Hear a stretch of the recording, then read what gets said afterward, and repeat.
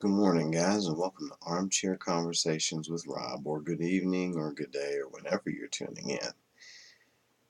Today, I want to muck about with some retro stuff because I was talking to a friend of mine the other day, and he was telling me, you know, sometimes you have to take it back to some of the formative things that got you where you are today. Um, so I'm bringing it back. Quick synopsis of it is back when I was younger, of course, I'm a thinker, so I used to think a lot about lots of different topics. And again, I grew up in a family where the armchair conversations happened all the time, usually after meals and whatnot. But one of the things that I did do at one point when I was learning a little bit more about philosophy in school and stuff like that was I got the urge to write a little bit. So I used to write down thoughts and ideas and everything, and I would keep them in notebooks. As you can see, this one is pretty worn. It's an old school notebook from when we were kids. Um, and I would write down ideas and I would write down thoughts and I would take philosophical quotes and like put my own spin on it, paraphrase it sometimes. So today's topic, without further ado, is some tips on how to get whatever you want.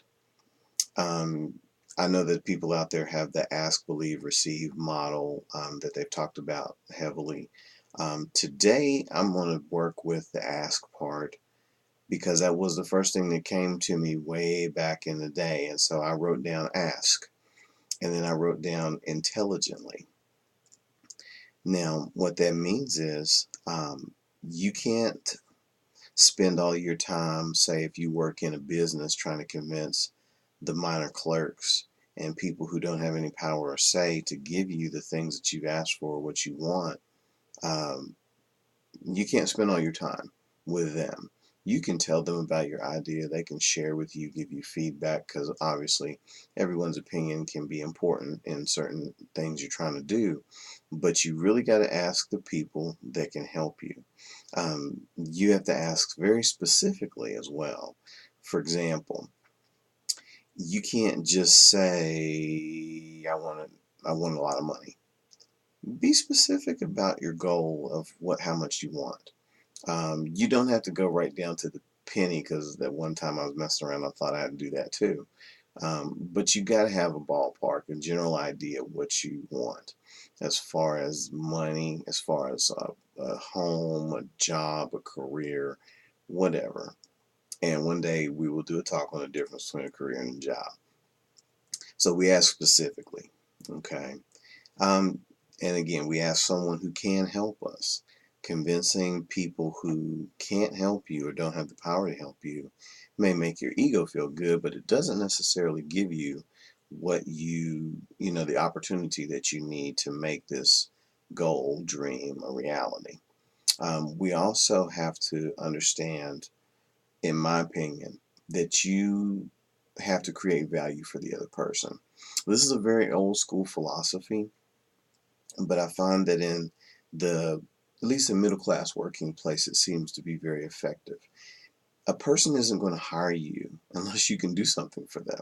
Okay, so for example, I'm not going to hire, when I was a manager at a retail store, I'm not going to hire an employee who isn't going to boost my business, who isn't going to treat my customers well, who isn't going to, even at the basic level, clean my store, for example, and help me to manage effectively. So I'm not going to deal with a person who's not going to create value for me and simply wants me to pay them for showing up.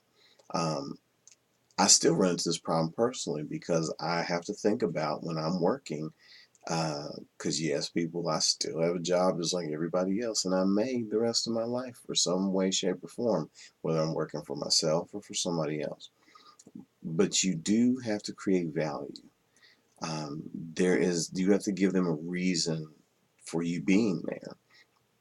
It is not a right and a personal, you know, entitlement for you to be at a job.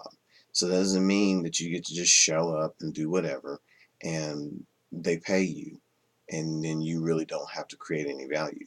You actually have to create value. Um, Congruent belief in a yes answer was something else I wrote down. In other words, there's no point in you asking if you don't think you're going to get it. And what I mean by that is you literally can keep yourself from getting it because you don't believe you can. Um, you truly, affect what happens to you. And if you don't believe in a yes answer, if you don't believe you can get a yes, then you're going to do things subconsciously and self-consciously to sabotage your ability to get the thing that you want. Enough said. And ask until, I wrote down. So, in other words, that means literally you have to keep trying until you succeed. Not as easy as it sounds. It's very easy to say. It sounds wonderful on a soundbite, but it's not as easy as it sounds. You have to actually keep going, keep pushing, keep striving until you get it. I'm reminded of a story that Napoleon Hill told and Les Brown also told about um, going and applying for a job. And the guy says basically, too sorry, no jobs available. Now, to combine the two stories, Napoleon Hill then came back every day for a week. No, so sorry, no jobs available. Then he began to write a letter every day for a week to the company requesting a job. Too sorry, no job available. Then it was a registered letter every hour on the hour, and the guy finally telephoned him to come to work. Now, Les Brown, on the other hand, kept coming back every day, every day, every day. And even when the guy told him not to come back, he came back every day, every day, every day. And finally, the man got tired of it and just went on and hired him because obviously the man had staying power and stick to itiveness and wanted to get the job. Okay. So those are 5 things that I thought about how to get whatever you want. Um, Briefly going over them again, we ask intelligently and specifically. So number 2 is that ask someone who can help you. Create value first for the other person's number 3. Number 4, congruent belief in a yes answer. And number 5, ask until. And remember, whether you believe in God or the universe or higher power or infinite intelligence or whatever you want to believe, just remember that delays are not denials. We usually used to say God's delays are not God's denials. So delays are not denials.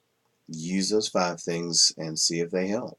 If they don't, then hey, you'll find something that you need to work where you want to work in your life. So until then, thank you for sharing my armchair.